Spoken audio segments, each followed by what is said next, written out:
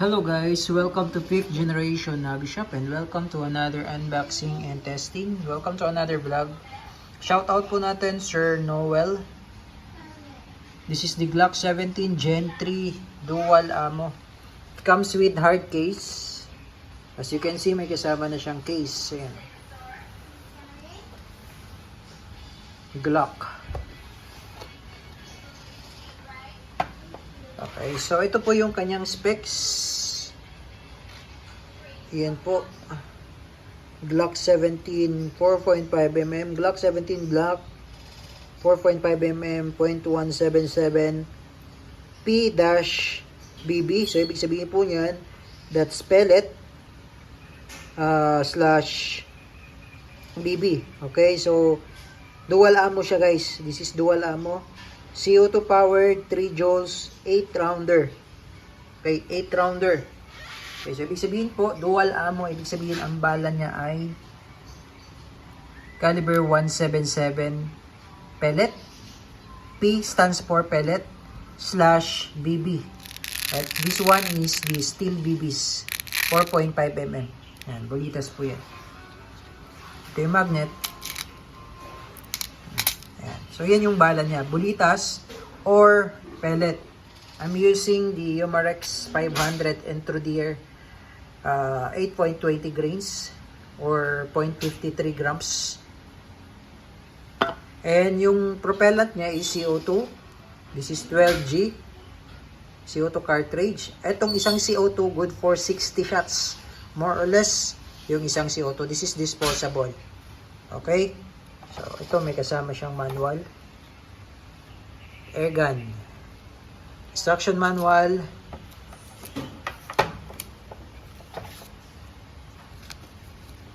Maintenance manual.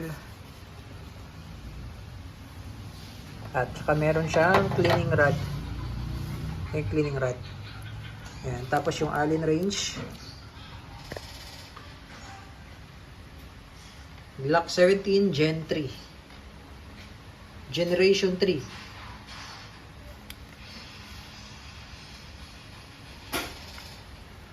Meron siyang markings.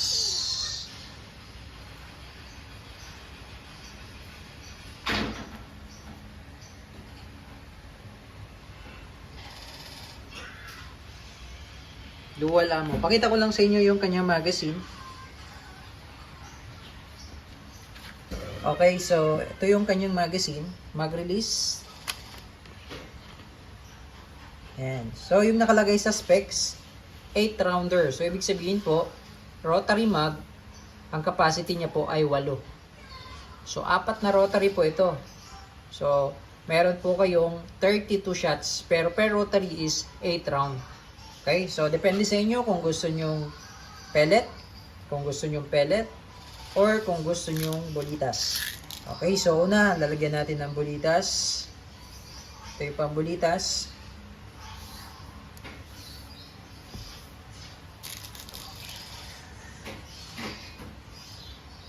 Yan, sa harapan po natin ilalagay yung bulitas. Or mas maganda, pwedeng hindi nyo alisin. Pag maglalagay kayo ng bulitas, pwede nyo hindi alisin sa rotary kasi minsan nahuhulog siya eh. Diba? Minsan kasi maluwag. Ayan. Pero pag nasa rotary yan, hindi yan malalaglag. Ganyan lang oh.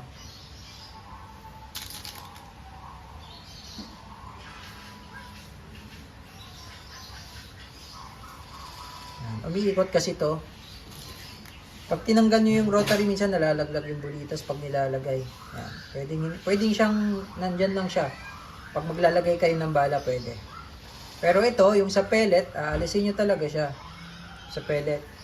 Yung sa pellet. So, kanina sa harap tayo naglagay. Pag sa pellet, sa likod. Sa likod. Yan. Yan.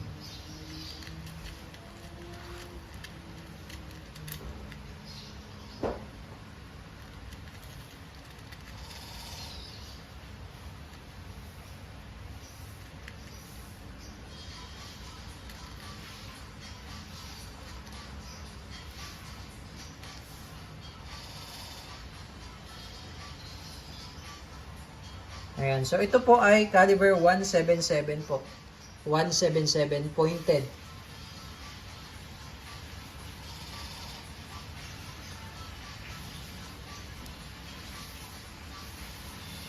Yan. Tapos, yung sa CO2 dito po.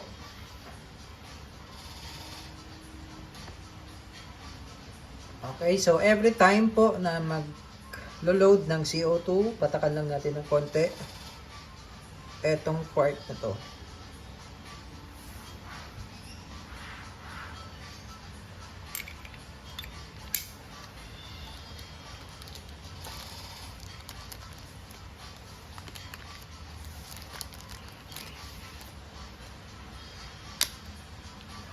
Okay, so tamang higpit lang at kailangan mabilis po ang pihit.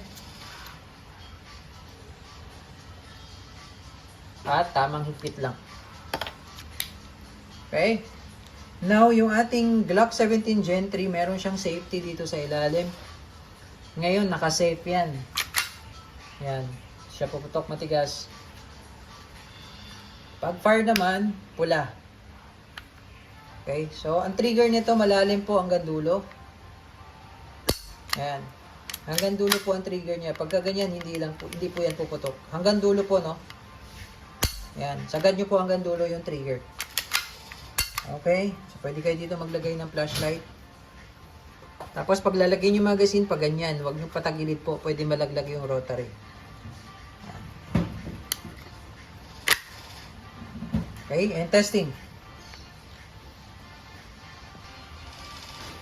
Testing po, Glock 17 Gen 3. Dual ammo. Okay. So, sinalang natin dito yung bulitas. Tapos mamaya yung steel ball. Ay, yung pellet. Lead pellet. Okay. And firing.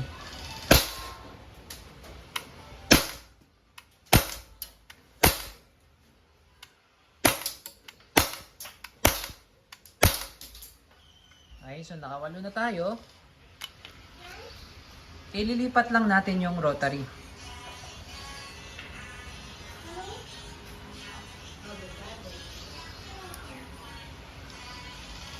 Yan, ililipat lang natin.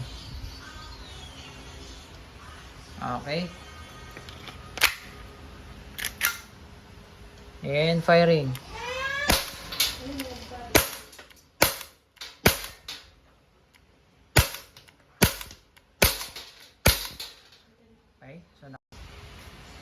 Okay, so nakawalo na tayo. Meron pa po itong laman. Glock 17 Gen 3 dual ammo. Hindi siya mag-open slide dahil rotary mag siya. Okay?